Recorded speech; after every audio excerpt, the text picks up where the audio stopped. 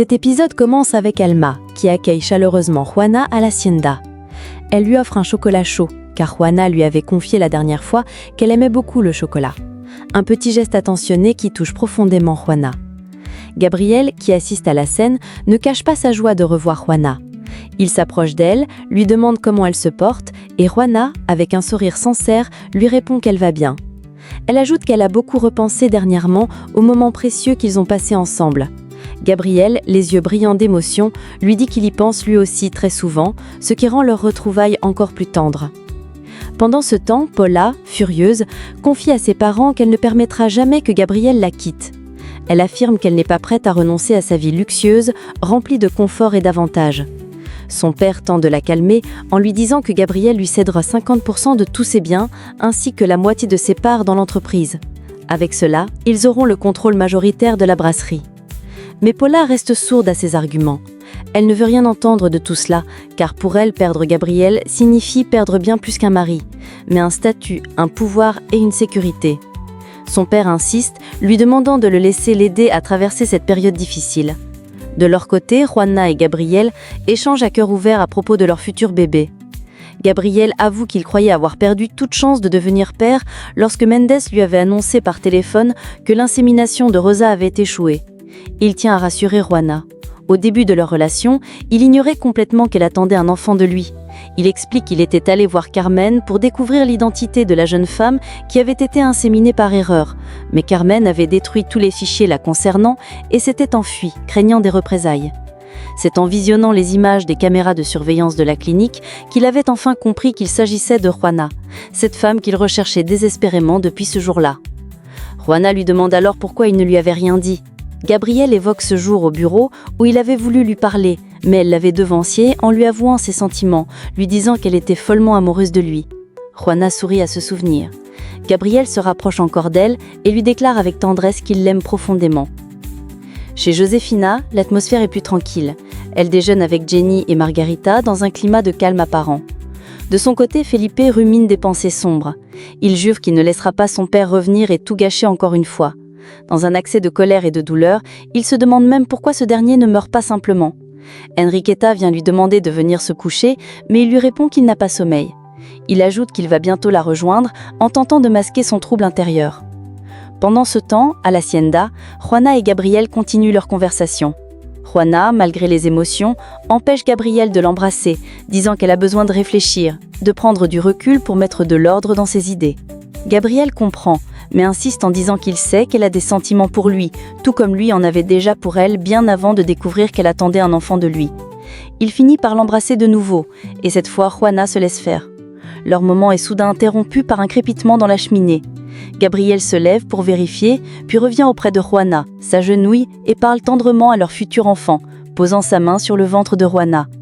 Il lui confie qu'il attendait ce moment depuis si longtemps, qu'il a enfin l'impression que sa vie prend un sens. À l'hôpital, David pense à Juana et affiche un large sourire. Son ami vient lui rendre visite et lui demande ce qui s'est passé pour qu'il se retrouve hospitalisé.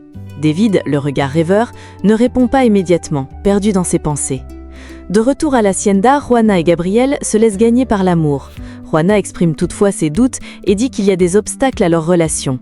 Gabriel évoque Paula et rassure Juana en lui disant qu'il a déjà demandé le divorce. Juana insiste, elle ne veut pas être un obstacle dans leur couple. Gabriel lui affirme qu'elle ne s'est jamais mise entre eux car Paula n'a jamais voulu être mère et prenait constamment en cachette des pilules pour ne pas tomber enceinte. Ils parlent ensuite de David. Juana dit qu'il a besoin d'elle, qu'il est vulnérable et qu'elle ne peut l'abandonner dans cet état. Gabriel continue pourtant de l'embrasser, essayant de la convaincre de suivre son cœur. À l'hôpital, David confie à son ami qu'il est profondément amoureux de Juana. Son ami lui dit que l'amour peut tuer, mais David rétorque qu'il n'arrive pas à l'oublier malgré tous ses efforts. Plus tard, Gabriel propose à Juana de rester dormir à l'hacienda. Elle sourit, touchée, mais lui dit qu'elle préfère rentrer chez elle. Salvador, de son côté, poursuit ses recherches sur la disparition de Francisco. Il se remémore une récente conversation avec Camila où des détails troublants avaient été évoqués. Pendant ce temps, Felipe observe Enriqueta qui dort profondément. Il ne parvient pas à apaiser les douleurs du passé causées par son père et ses souvenirs le rongent. Gabriel, de son côté, accompagne Juana chez elle. Avant de partir, il lui fait une bise affectueuse. Josefina, qui observe la scène par la fenêtre, les voit, mais reste silencieuse. Juana entre chez elle après avoir récupéré son sac resté dans la voiture de Gabriel. À peine a-t-elle franchi la porte que Josefina l'interpelle sèchement. Elle lui reproche ce qu'elle vient de voir. Juana, un peu bouleversée, lui dit que Gabriel est l'homme qu'elle aime profondément. Josefina, en colère, s'écrie qu'il ne veut que lui nuire et prendre son enfant. Juana est blessée par ces paroles, mais elle ne répond pas. Josefina, quant à elle, se retire dans sa chambre, visiblement irritée. Le lendemain matin, Yadira parle avec ses deux voisines de sa relation avec Felipe et Salvador. Elle confie qu'elle aime sincèrement Felipe, mais qu'elle utilise Salvador uniquement pour rendre Jenny jalouse. De son côté, Felipe rentre chez lui et se met en colère en découvrant que Margarita a pris possession de sa chambre. Sa mère tente de calmer la situation et lui dit que Margarita est sa sœur. À l'hacienda, Gabriel prend son petit déjeuner, le visage radieux. Alma, heureuse pour lui dit que Juana met du bonheur dans sa vie, et cela se voit sur son visage. Gabriel exprime avec enthousiasme son envie de divorcer rapidement de Paula pour pouvoir enfin construire sa vie avec Juana. Chez Josefina, Pepito et Josefina vont réveiller Margarita, qui se réveille en sursaut avec un mal de tête. Peu après, Juana se rend à l'hôpital avec Jenny pour voir David. Elle lui apporte de la nourriture. David la remercie chaleureusement et lui dit qu'il a besoin d'elle dans sa vie lorsqu'il sortira de l'hôpital. Jenny commence alors à tousser de manière inquiétante. Les sœurs appellent immédiatement un médecin. Pendant ce temps, Manuel supplie sa sœur Paula de ne pas suivre les traces destructrices de son père et de ne pas se laisser consumer par sa haine envers Juana. Mais Paula est aveuglée par sa jalousie. Elle jure qu'elle fera disparaître Juana si Gabriel ne lui revient pas. Chez Josefina, Felipe quitte la maison sans prendre son petit déjeuner. Il dit qu'il a des choses importantes à faire. Margarita demande à Josefina si Felipe est fâché contre elle à cause de la chambre. Josefina lui répond que Felipe est fâché contre lui-même et qu'il finira par comprendre la vérité. De son côté, Enriqueta est très inquiète pour Felipe et en part à son amie Inès, cherchant du réconfort dans ses paroles. Au poste de police, Pacheco constate que Salvador a passé la nuit entière dans son bureau, plongé dans l'enquête concernant la mystérieuse disparition de Francisco. Intrigué par son attitude, il décide de le réveiller doucement. À peine Salvador ouvre-t-il les yeux qu'il lui déclare avec fermeté qu'ils doivent se rendre immédiatement à la brasserie. Il est convaincu que les réponses qu'il cherche, aussi bien sur la disparition de Francisco que sur l'agression dont Gabriel Rubio a été victime, se trouvent là-bas. Selon lui, cette entreprise est le lien central dans toutes les pièces de ce puzzle troublant. Pendant ce temps, à l'hôpital, Juana discute avec Daniela. Elle lui dit qu'elle trouve qu'elle est une très bonne amie et que David devrait lui être sincèrement reconnaissant pour toute l'attention qu'elle lui porte. Daniela, un peu surprise par l'attitude enjouée de Juana, lui fait remarquer qu'elle semble particulièrement joyeuse. Juana répond qu'elle a eu une discussion avec Gabriel et que désormais, ils sont en bons termes, ce qui lui a soulagé le cœur. Cependant, Daniela lui rappelle aussitôt les accords qu'elle a signés avec Gabriel. Juana admet qu'elle en est parfaitement consciente, mais que la situation est loin d'être facile à vivre. L'atmosphère se tend.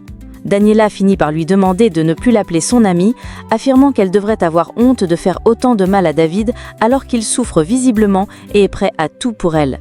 Ces paroles frappent Juana en plein cœur. Dans une autre chambre de l'hôpital, David tente de rassurer Jenny. Il lui promet que Salvador reviendra bientôt et que les choses vont s'arranger. Soudain, Romy, un vieil ami de David, fait son apparition. David le présente aussitôt à Jenny. À sa grande surprise, celle-ci réalise que Romy est en fait son patron. Romy reconnaît Jenny et déclare à David que c'est une serveuse très appréciée dans son bar.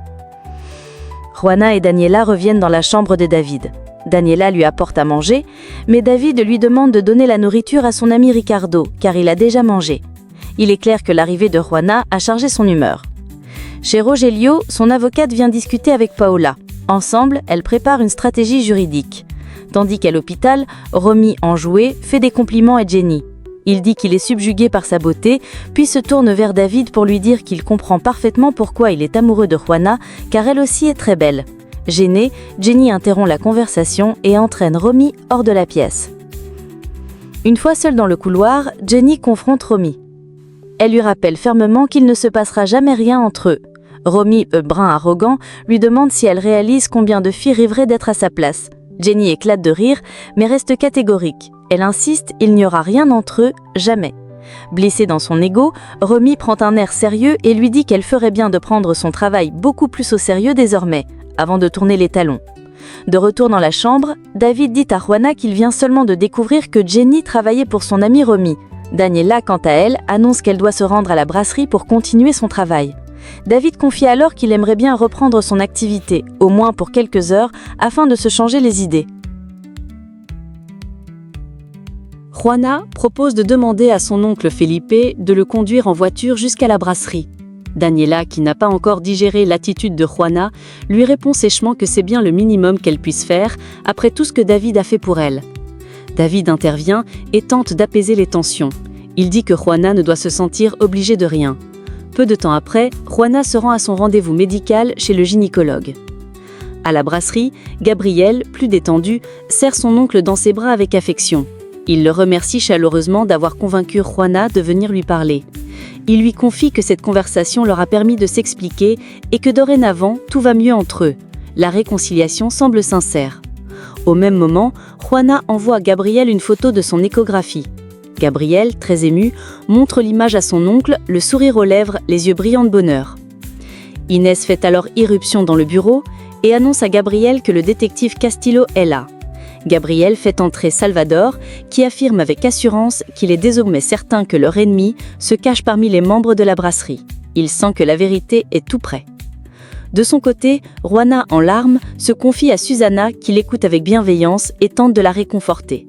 Peu après, Juana réunit sa famille et leur annonce, non sans émotion, qu'elle a décidé de ne plus éloigner Gabriel de son enfant. Elle veut qu'il fasse partie de la vie de leur futur bébé. À la brasserie, Daniela parle à Susana. Elle lui révèle que Juana est amoureuse d'un autre homme alors que David est fou d'elle. Susana, surprise, lui demande si c'est de Gabriel que Juana est amoureuse, mais Daniela nie. Toutefois, Susana sent qu'elle lui ment. À cet instant, Eliana arrive toute excitée. Elle annonce joyeusement que Manuel l'a embrassée. Puis, elle ajoute en riant qu'elle deviendra peut-être bientôt une femme majeure, comme elle dit. Chez Paula, l'avocate de Rogelio lui explique qu'après le divorce, elle obtiendra 50% des biens de Gabriel, ce qui inclut également les actions de la brasserie. Rogelio jubile en entendant cela.